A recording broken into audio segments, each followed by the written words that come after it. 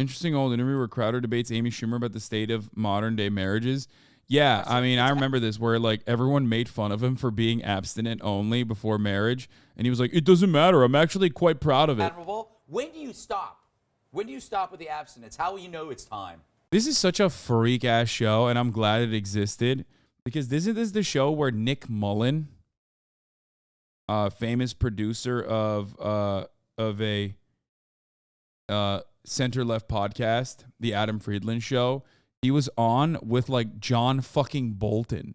Well, once you have a ring on your finger, obviously. The only way to know for sure is once you're married. And of course, people know I'm a Christian. This column is not at all pushing faith in anybody. It's just talking about the actual benefits. If you really want to argue for abstinence, you can stop the argument and be abstinent, don't get sick and die. Yeah.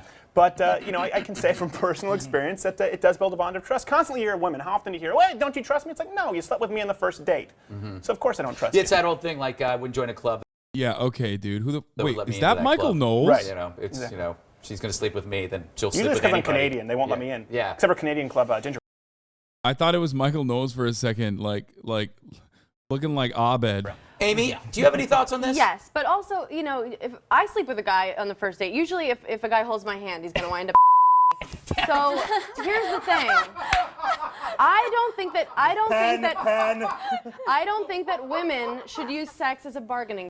Dude, Steven Crowder is such a bad comic that like he literally makes Amy Schumer look good.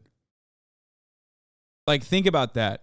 I know everyone is immediately rushing to be like, "Oh, cringe," whatever. But like, she's actually funny in this because she's next to motherfucking Steven Crowder, dude. And a lot of them do. If I want to sleep with someone, I do it. And I am a monogamous slut. Can I say that on air? Yeah, I think you can. Great. That's not what we're worried about. But what I'm saying is, I have a higher risk of disease. I also have a much higher risk of fun. No, I'm not saying that. What I'm saying is to prove my point by saying that, you don't think it should be used as a bargaining tool. Yeah. I mean, as far as, the kind of point of the column is that abstinence is the one taboo issue regarding sex. I mean, it's like, oh, be a dirty stand-up comic. You're cracking new ground there, Copernicus. But once you talk about abstinence, cracking new ground there, Copernicus. Oh my God. Yeah. I can't believe you're talking about fucking before marriage. Wow, you really are using new material here. It's like, dude, what the fuck are you saying right now? Brother, what the absolute fuck are you saying? He thinks it's like, oh man, I'm doing riveting comedy by advocating for abstinence before marriage. Yeah, everybody knows these like unfuckable losers are the most funny. everyone all of a sudden, they put you, like, right now, we have to talk about it. Because who is this kid who's talking about abstinence who, Well, it's who's this kid who's, 23. You don't know who you're going to be sexually yet. So to talk about it with such authority and arrogance. I don't know who I'm going to be what? You don't know who you're going to be sexually yet. You're going to be into really weird things in about a decade. Oh, I have no doubt. Oh my God. I don't know if it was Copernicus or not, but she did fucking predict the goddamn future right there. Oh my Lord. Oh my God. Oh my God. Amy, the prophet, dude. Yeah, not Copernicus, Nostradamus, dude. I have no doubt. Yeah. Trust me. And the thing is, it doesn't. But I there really should be do no. want to do. There's But nothing there wrong should with be that. no confidence. You slip by the dirty comedian thing. But honestly, you call yourself a comedian, but you don't do it that much. Like I go fishing a couple times a year, but I don't introduce myself on TV as a fisherman. Wow. Ooh, what the fuck? Yo, I forgot about this. Dude, oh my God. Oh my God. She's cooking him so fucking hard. She just rolled and smoked him, dude. What the fuck? Well, it's not really personal for a concept about abstinence. I'm saying No, the but whole what I'm point saying is is there's that someone no can get up on way. stage, we even talk about it in the column, and talk about anything dirty that they want. But the second you mention abstinence, people, they pucker with discomfort, like, oh no, we can't talk about this, and you're vilified as It's just judgmental. not Statistically, it's the healthiest thing to do. It is conducive towards a better marriage by a 25% spread. This is the funniest part about it is that, like, dude, you're not doing comedy at this point.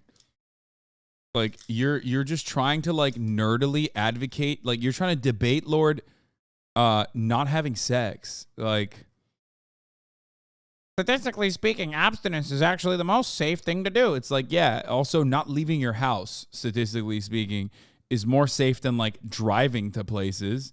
But that doesn't stop you from driving to places because otherwise you would be an unfuckable person exclusively around just yourself, which would be unbearable. Right, both physically. It only takes that one person, though, and there's no contract that the person's not going to cheat on you because they're abstinent. She could fall in love with somebody else. Well, actually, there is a contract. That's what a marriage is. It's a contract. Well, it's a contract. Oh my God. It is a contract. You can't divorce me if I get married. Oh my God. Oh my God. That more than 60% of people break. No, actually, that's not true. Actually, if you even look at the new U.S. Census Bureau statistics, more than 70% of first-time marriages last. Okay, but oh my God. Then the guy goes off and sleeps with a young boy. Well, good. Yeah, You guys. Oh.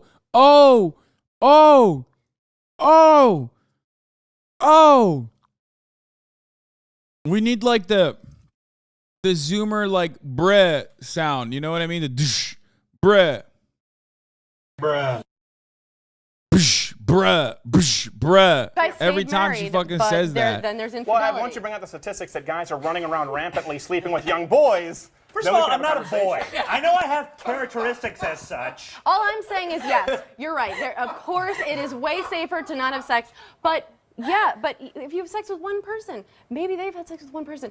It only takes that one. I've probably had sex with, I don't know, a baker's 2 dozen, you know, and I'm fine. You had sex with Mike Baker? He is happily married. He is thus proving your point. By the way, fun fact, this fucking little gremlin right here, Greg Gutfeld, absolutely despises Steven Crowder and has also alluded to the fact that Steven Crowder is possibly a closeted homosexual man. Just want to point that out really quick before we move on. Greg Gutfeld basically ratio achieved, by the way. Congratulations, everybody. Okay. Also, there's so much going on here, especially because we know about his bisexual phase, he said, rearing its ugly head. And also on top of that, Greg Gutfeld now despises him and has routinely talked about how he is most likely a closeted homosexual man. He's hot. All I'm saying is Bill, you're abstinent, but not by choice. No. He's bought me some absinthe because we've been practicing abstinence. But you bought absinthe for us to share, and I thought it would lighten the mood and maybe get you naked. Yeah. Oh my God, they're so bad. Go back to Amy.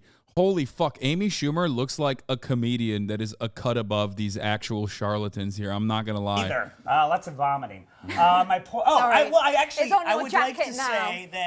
Like the moment that you get super serious. Okay, so these two are just like awful at their jobs. Okay, I don't know anything about them. Steven Crowder is way too serious about like defending the sanctity of abstinence. And Amy Schumer's the only one who's like trying to be funny. That's it. Like it perfectly shows that like the only one who is like an actual comedian in that regard, who's right there, is Amy Schumer.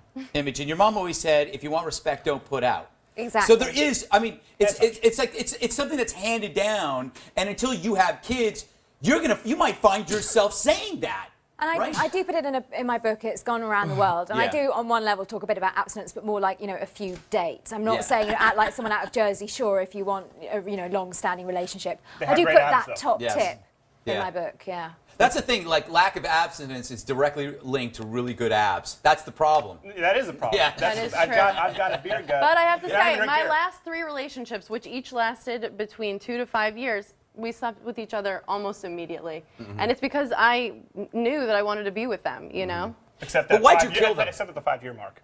Yeah, but so what? At least I figured it out and I didn't get married and spend my life with somebody that I hate. But statistically, that's unrealistic. Statistically, that's wrong. I mean, if you want to disregard stats and facts, statistically, what?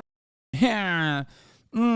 It's like, bro, you're in this like weird situation where behaving this way is unironically going to cause you to get no pussy ever. Like, you don't have to ever worry about it. Like, imagine fucking defending the sanctity of abstinence like this. Like, if you were a cool person, you could just be like, listen, man, I don't want to fuck, okay? I don't want to fuck until marriage. That's it. Move on. Make something funny. I don't know. Speak about something funny that's, like, different, right? you're like, I'm statistically actually funny, and you should be laughing at my jokes. Because I'm talking about abstinence. It's like, math majors get more pussy than this nerd? Oh, yeah, 100%. What's wrong? Statistically, 87% of people who wait until they're married are happier, and 52% aren't. And the same thing that you can look at the social organization of sex. Like, that's the thing. This is why I never say I'm a fucking comic. Because I'm not. I am a smarmy little nerd just like he is. The problem is he considers himself to be a fucking comic. I can have my funny moments, but that's not my goal. You know what I mean?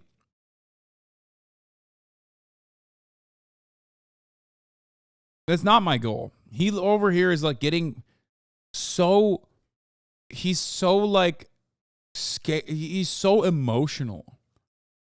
Like losing his fucking mind about this situation.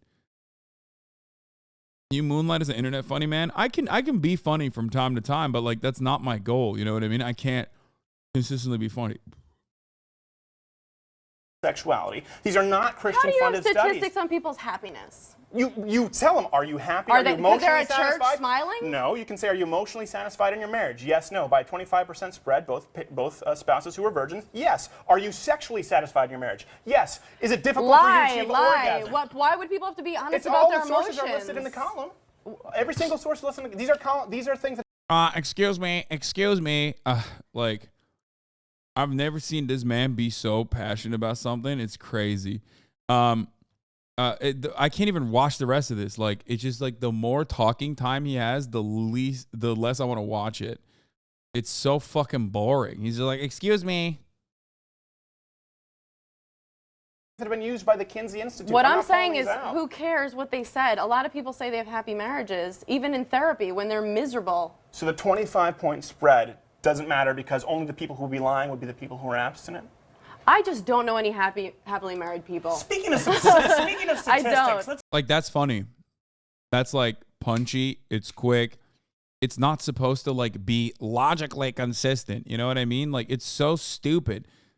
You're supposed to be funny man. What are you doing? Like, this entire conversation is supposed to be funny.